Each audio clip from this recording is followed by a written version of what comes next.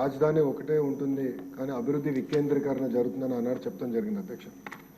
దాంట్లో భాగంగా ఆనాడు ఉమ్మడి జిల్లాలకి ఒక్కొక్క జిల్లాలకి ఒక్కొక్క సెక్టర్ ఫోకస్ అనేది ఇస్తాం జరిగింది అధ్యక్ష.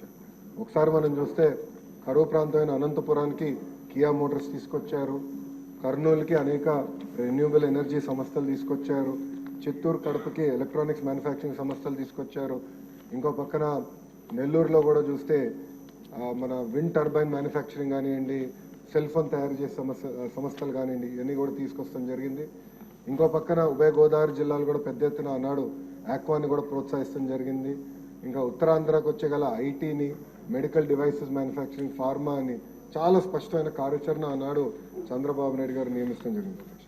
దాంట్లో భాగంగా అధ్యక్ష మీరు ఒక్కసారి చూస్తే కేంద్ర ప్రభుత్వం అంటే రాష్ట్ర విభజన చట్టంలో ఉన్న సంస్థల్లో కూడా ఏదైతే ఆంధ్ర రాష్ట్రానికి ఇస్తానని హామీ ఇచ్చారో అది కూడా మీరు చూస్తే ఐఐటి తిరుపతికి, ఐఎం విశాఖపట్నంకి, ఐజర్ తిరుపతికి, ఇంకో పక్కన NIT Tadepalligudem, IIIT-DM Kurnool, central university Anantapur, ఇంకా సెంట్రల్ ట్రైబల్ యూనివర్సిటీ విజయనగరం జిల్లా కూడా ఆనాడు మన ప్రభుత్వం కూడా ఇస్తాం జరిగింది అధ్యక్ష.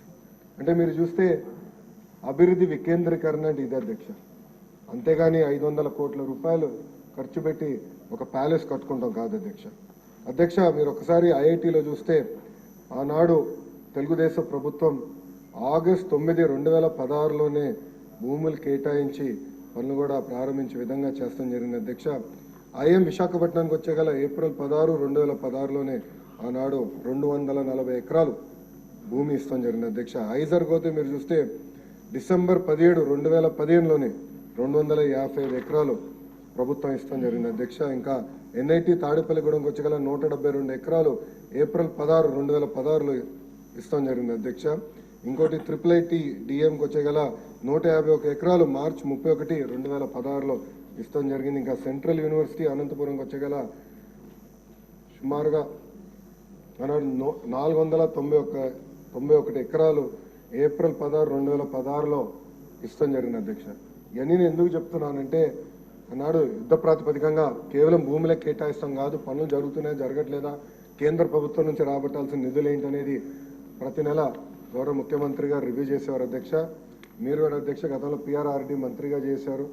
ఉపాధి హామీ అనుసంధానం ఎట్లా చేయాలి, దాని అన్నింటిలో ఎట్లా చేయాలని ఆనాడు ముఖ్యమంత్రి గారు పెద్ద ఎత్తున రివ్యూ కూడా చేశారు అధ్యక్ష. సో ఇట్లా అన్ని పనులు ఒక పద్ధతి ప్రకారం చేసుకుంటూ పోయాయి అధ్యక్ష. వాస్తవంగా చెప్పాలంటే సెంట్రల్ ట్రైబల్ యూనివర్సిటీకి వచ్చేగల కొంచెం డిలే అయ్యగల ప్రభుత్వాలు మారినాయి. ప్రభుత్వం మారిన తర్వాత తెలుగుదేశం పార్టీ అధికారులు ఉన్నప్పుడు ఒక భూమి ఐడెంటిఫై చేసాం, కేటాయించాం, కానీ ఎక్కడ రాజకీయంగా క్రెడిట్ వస్తుందని చెప్పి మళ్ళీ వేరే భూమిలోకి షిఫ్ట్ చేశారు అధ్యక్ష. దానివల్ల 5 సంవత్సరాలు కాలయాపన చేశారు అధ్యక్ష ట్రైబల్ యూనివర్సిటీకి.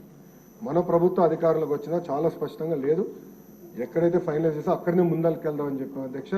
ఈ సెంట్రల్ ట్రైబల్ యూనివర్సిటీ కూడా యుద్ధ ప్రాతిపదికంగా వచ్చే 2 సంవత్సరాలు పూర్తి చేస్తామని సభకి నేను హామీ ఇస్తున్నా అధ్యక్ష. పెద్దలు బుచ్చ చౌదరి గారు, బోండోమా గారు చెప్పినట్లు అధ్యక్ష ఇంకా కొన్ని పెండింగ్ వర్క్స్ ఉన్న విషయం వాస్తవం అధ్యక్ష. కొంచెం ఈ తాగునీరు కానివ్వండి, రోడ్లు కానివ్వండి, ఈ సమస్య ఉన్నాయి. నా దృష్టి కూడా అధికారులు తీసుకొస్తాం జరిగింది. అది తప్పనిసరిగా సంస్థలతో నేను మాట్లాడతాను. ఇంటెక్ కానివ్వండి, మ్యాన్ పవర్ కూడా డిస్కస్ చేసి తప్పనిసరిగా ఎట్లా టేకప్ చేయాలో చేస్తాం. పెద్దలు బుచ్చ చౌదరి గారు ఏకంగా రాజమండ్రి ఏమైనా చేస్తే బాగుంటుందని కోరటం జరిగింది. అది ఆల్రెడీ ఒక ఆలోచనలో ఉన్నాం. తొందరలోనే మీతో చర్చించి ఎట్లా చేద్దాం అనేది will take it. Thank you.